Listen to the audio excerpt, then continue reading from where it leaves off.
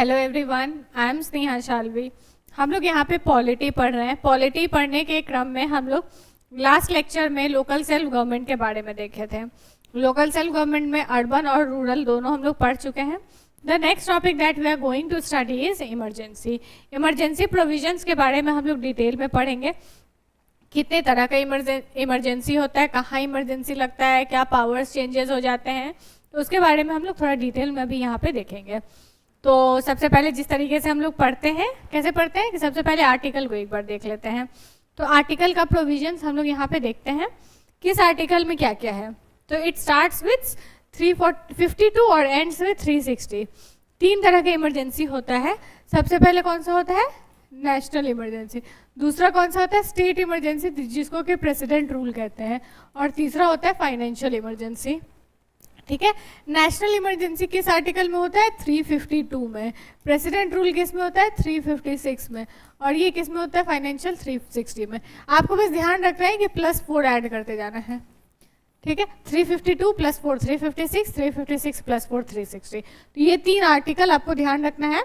और बाकी आर्टिकल्स जो है इसके बारे में डिटेल बताते हैं कि कैसे कैसे क्या प्रोविजंस अप्लाई किए जाएंगे और किस तरीके से काम होता है। तो सबसे पहले हम लोग ध्यान रखते हैं 352 में नेशनल इमरजेंसी है। 356 में provision in case of constitutional machinery का फेलियर, इसी को हम लोग प्रेसिडेंट रूल या फिर और क्या कहते हैं? State emergency. ठीक है, ये कहते हैं। और 360 इज फाइनेंशियल इमरजेंसी। यहाँ पे थोड़ा दिख नहीं रहा है बट आपको PDF अपलोड कर दिया जाएगा जिसमें आपको दिख जाएगा this is related to financial emergency. अब नेशनल इमरजेंसी के बारे में अगर हम लोग देखें तो ये किस ग्राउंड पे लगता है? या तो एक्सटर्नल एग्रेशन हो या तो आर्म्ड रिबेलियन हो। पता है पहले ये जो था ना, आर्म्ड रिबेलियन नहीं था, इंसर्जेंसी था, मतलब इंटरनल एग्रेशन था। इंटरनल एग्रेशन को फिर चेंज करके आर्म्ड रिबेलियन किया गया था। और इसके अलावा एक वॉर तो खैर है ही। ये कब चेंज किया गया था? 44th कॉन्स्टिट्यूशनल अमेंडमेंट में चेंज किया गया था। इसके बारे में हम लोग डिटेल से भी आगे पढ़ेंगे। अभी हम आपको बस छोटा मोटा बात जो इम्पोर्टेंट है वो बताते जा रहे हैं। फिर आर्टिकल 353 में देखें तो उसमें इफेक्ट बताता है कि जैसे अभी नेशनल इमरजेंसी लग गया है तो अब क्या इफेक्ट होगा, गवर्नमेंट का पे क्या इम्पैक्ट होगा, लेजिस्लेटिव पावर कैसी हो जाएगी, एग्जीक्यूटिव पावर कैसी हो जाएगी, उस पर इम्पैक्ट करता है। ठीक है। 354 में क्या है कि रिवेन्यू से रिलेटेड, जैसे इमरजेंसी लग गया है नेशनल इमरजेंसी तो रिवेन्यू कैसे डिस्ट्रीब्यूट होगा उससे रिलेटेड है कि रिवेन्यू सेंट्रल गवर्नमेंट के पास कितना जाएगा या किस तरीके से उसका डिस्ट्रीब्यूशन कैसे होगा उससे रिलेटेड है। आपको ध्यान रखना है रिवेन्यू से रिलेटेड है।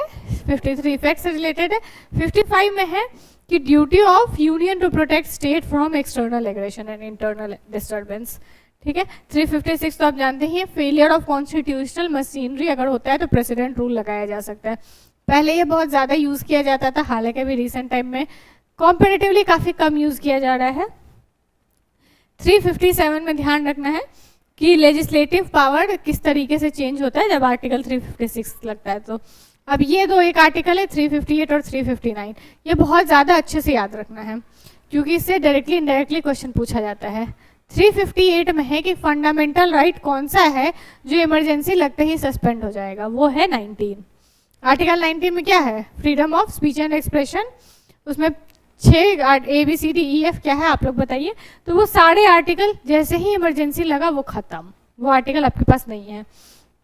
और 359 में क्या है कि बाकी आर्टिकल्स जो हैं, जैसे पार्ट 3 में फंडामेंटल राइट दिया हुआ है, उसमें आपको बहुत सारे राइट दिए, उसमें से बाकी राइट को अगर ख़त्म करना है या बाकी राइट को अगर सस्पेंड करना है, ख़त्म तो फॉर एवर नहीं कर सकते, but for the period of emergency अगर आपको सस्पेंड करना है तो आप कौन सी गवर्नमेंट करेगी, वो ये गवर्नमेंट के द्वारा किया जाएगा। तो इस तरीके का उसका डिटेल जो है वो 359 बताया जाता है। तो आपसे इस तरीके से क्वेश्चन पूछा जा सकता है कि कौन सा राइट है जो ऑटोमेटिकली सस्पेंड हो जाता है जैसे ही नेशनल इमरजेंसी लगता है, तो वो है आर्टिकल 19। और ये बात किस आर्टिकल में दिया हुआ है? तो ये बात आर्टिकल 358 में दिया हुआ है। ठीक है। What is a national emergency? अब तो सबसे पहला क्वेश्चन यही आ गया कि नेशनल इमरजेंसी क्या है।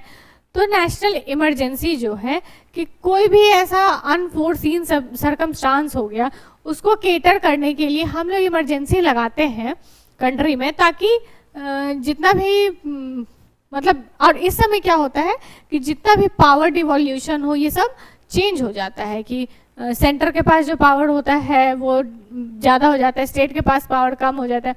ऐसे आप जानते होंगे इंडिया इज़ फेडरल, हालांकि हम लोग कहते हैं इंडिया इज़ क्वासी फेडरल, पर हम लोग कहते हैं कि इंडिया इज़ फेडरल। इंडिया को यूनियन नहीं कहा जा, मतलब इंडिया को जो है वो यूनिटरी सिस्टम नहीं कहा जाता है, फेडरल सिस्टम कहा जाता है। इंडिया को हम लोग ऐसे कहते हैं यूनियन ऑफ स्टेट्स, आर्टिकल 1 में।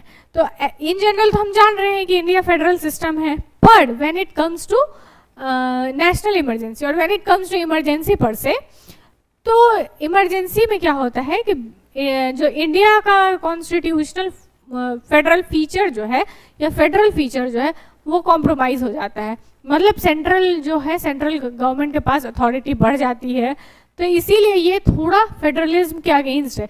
या फिर हम पढ़ाए भी थे आपको कि इमरजेंसी जो है is one of the feature of unitary form of government, मतलब कैसे हमारा इंडिया फेडरल नहीं है, उसमें हम एक पॉइंट आपको बताए थे, क्योंकि इमरजेंसी लगता है।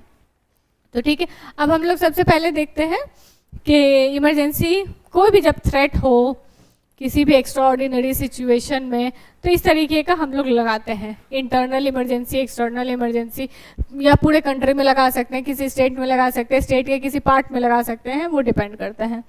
ठीक है, अब किस ग्राउंड पे लगाया जाता है, तो सबसे पहले वॉर, दूसरा इज एक्सटर्नल एग्रेशन, और तीसरा इज आर्म्ड रिबेलियन।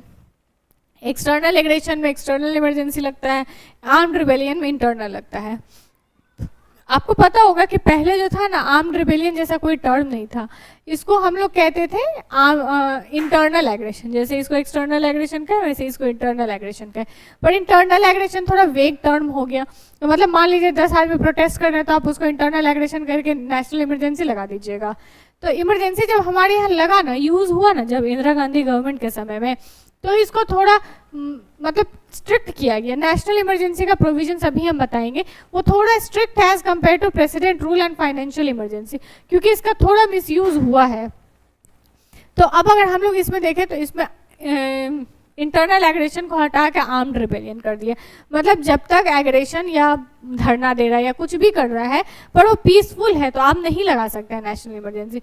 वही धरना मान लीजिए आर्म लेके गोली बंदूक चला रहा है, फिर तो खैर वैसे सिचुएशन में तो ज़रूरी है ना कि नेशनल इमरजेंसी लगा के उसको कंट्रोल किया जाए।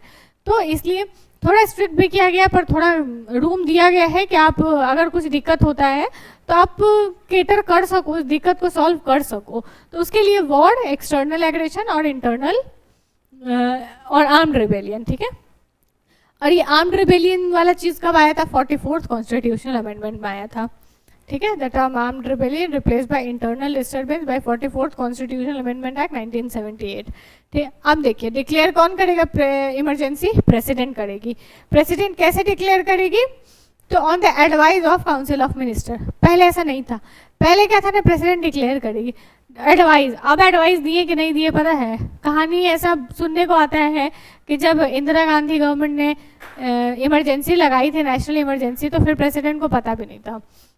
तो अब पता नहीं, जो भी हो, पर this is not true, this is not right way to control everything. Like centralization का ये तो हद ही हो गया ना कि आप पावर सेंट्रलाइज कर रहे हो। तो इस वजह से इसके बाद क्या गया कि प्रेसिडेंट जो है इमरजेंसी लगा तो सकती है, पर on the written advice of council of minister या कैबिनेट। ठीक है, तो इसमें रिटन एडवाइस चाहिए होता है। तो इसलिए जैसे होता है प्रोविजंस को थोड़ा टफ किया गया जब इमरजेंसी लगी उसके बाद। ठीक है, अब पार्लियामेंट्री अप्रूवल पहले जो था ये थोड़ा इजी था कि हाँ 2 महीने में आप आराम से अप्रूव करवाते रहो। अभी लगा दो इमरजेंसी, 2 महीने तक अप्रूव करवाओ, नहीं भी अप्रूव हुआ तो 2 महीने में तो इमरजेंसी आप लगा ही ना दिए। लेकिन अब इसको टाइम पीरियड को कम करके 1 मंथ कर दिया गया है। ठीक है, 1 महीने के अंदर जिस दिन भी लगा है इमरजेंसी, उससे 1 महीने के अंदर दोनों हाउस से ये इमरजेंसी अप्रूव हो जाना चाहिए। ठीक है, विद इन 30 डेज। ये 44th कॉन्स्टिट्यूशनल अमेंडमेंट एक्ट में आया है। पहले था कि सिंपल मेजॉरिटी से पास करना होता था, अब है कि स्पेशल मेजॉरिटी से पास करना होता है।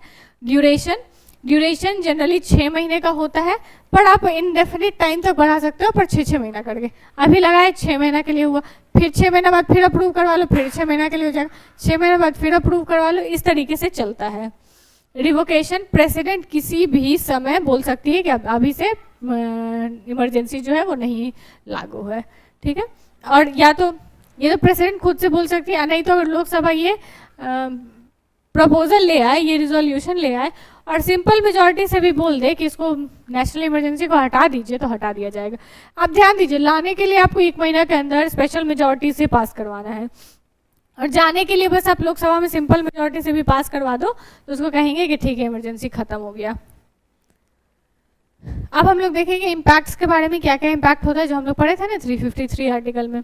सबसे पहले तो सेंटर स्टेट रिलेशन में क्या इम्पैक्ट पड़ता है, तो ऐसा एग्जीक्यूटिव पावर है, पावर जो है वो मोस्टली सेंटर के हाथ में चली जाती है। स्टेट के बारे में भी जो पावर है वो मोस्टली सेंटर के हाथ में चली जाती है। लेजिस्लेटिव पावर के बारे में अगर देखें तो जो भी लॉज वगैरह बनते हैं ये अगर स्टेट लिस्ट पे भी है, स्टेट लिस्ट हम लोग पढ़ाए थे ना आपको, स्टेट लिस्ट पे भी जो लॉ है वो सेंटर बना सकती है when it comes to national emergency, ठीक है। अभी अगर मान लीजिए नेशनल इमरजेंसी चल रहा है, स्टेट लिस्ट में क्या है, लोकल सेल्फ गवर्नमेंट है, तो लोकल सेल्फ गवर्नमेंट पे भी जो है लॉ पार्लियामेंट बना सकती है। फाइनेंशियल पावर में तो आप जानते ही प्रेसिडेंट बोल सकती है कि पैसा कम कर दो ही मत, जैसा वो चाहे वैसा वो फंड को रोक सकती है या दे सकती है from central government to state while a declaration of national emergency is being considered, ठीक है। अब इसके बाद हम लोग देखेंगे लोकसभा और लेजिस्लेटिव असेंबली के लाइफ पे क्या इम्पैक्ट पड़ेगा। तो लोकसभा बढ़ सकता है, मतलब 6-6 महीना करके उसका ड्यूरेशन बढ़ाया जा सकता है up to 1 year at a time, ठीक है, which can be valid for up to 6 months after the emergency has ended. Emergency खत्म होने के बाद भी 6 महीना तक वो चल सकता है। वैसे ही स्टेट असेंबली का भी है, extend the normal term of state legislative assembly bye 1 year और फिर उसको 6 महीना बढ़ाया जा सकता है। अब हम लोग फंडामेंटल राइट पे देख लेते हैं, फंडामेंटल राइट पे क्या इम्पैक्ट पड़ता है। तो हम आपको बताए थे कि फंडामेंटल राइट पे जो है आर्टिकल 19, एक होता है आर्टिकल 19 और एक होता है article all others, other articles in part 3। Article 19 जो है वो अपने आप जैसे ही इमरजेंसी लगा वो अपने आप खत्म आपका, ठीक है। और बाकी आर्टिकल जो है वो प्रेसिडेंट या गवर्नमेंट जो है वो सस्पेंड कर सकती है for certain period of time, ठीक है। 19 जो है इमीडिएटली सस्पेंड हो जाता है एज पर आर्टिकल 358, ठीक है। इसके लिए कोई ऐसा नहीं है कि आपको अलग से ऑर्डर लाना पड़ेगा, ऐसा कुछ भी नहीं है, वो अपने आप सस्पेंड हो जाती है। पर बाकी फंडामेंटल राइट जो है नेशनल इमरजेंसी के समय में प्रेसिडेंट जो है बताएगी कि ये आर्टिकल अभी सस्पेंड है, ठीक है, खत्म नहीं है, सस्पेंड है, ध्यान रखना है। Next is president rule. President rule क्या है? प्रेसिडेंट रूल वही है स्टेट इमरजेंसी जिसको कहते हैं, और एक्चुअली टर्म में अगर आप सही टर्म यूज करना चाहें तो उसको प्रेसिडेंट रूल कहते हैं। तो प्रेसिडेंट रूल जो है आर्टिकल 356 में है, ध्यान रखना है। इसमें क्या होता है कि 2 कंडीशन में प्रेसिडेंट रूल लगाया जाता है। एक आर्टिकल 356 में जो कि फेलियर ऑफ कॉन्स्टिट्यूशनल मशीनरी, मतलब अगर कॉन्स्टिट्यूशन मशीनरी का फेलियर है, ये गवर्नर बोलती है, तो इसके बेसिस पे प्रेसिडेंट जो है वो प्रेसिडेंट रूल लगा सकता है। या दूसरा और एक कंडीशन है आर्टिकल 365 का। आर्टिकल 365 में क्या होता है कि जैसे कि रेलवे, कम्युनिकेशन, इन सब से रिलेटेड ना कोई भी लॉ बनाया जाता है सेंट्रल गवर्नमेंट के द्वारा और वो ऑर्डर किया जाता है स्टेट गवर्नमेंट की कि तुम ये लॉ मानोगे। और अगर किसी भी तरीके से वो लॉ सेंट्रल गवर्नमेंट का जो बताया गया है या जो ऑर्डर बताया गया है वो स्टेट गवर्नमेंट नहीं मानती है, तो उस केस में भी प्रेसिडेंट रूल लगाया जा सकता है। पर वो किस आर्टिकल के अंतर्गत लगेगा? 365 के। और कॉन्स्टिट्यूशनल मशीनरी का फेलियर किस आर्टिकल में है? 356 में, ठीक है। कंसिक्वेंस क्या हो जाता है? उस समय गवर्नर के पास पावर ज़्यादा हो जाता है, गवर्नर कैरी करता है administration on the behalf of president, ये ध्यान रखना है, ठीक है। ये स्टेट का चीफ सेक्रेटरी कौन होते हैं? IAS ऑफिसर होते हैं। या president has the power to declare that the state legislature power would be exercise by the parliament.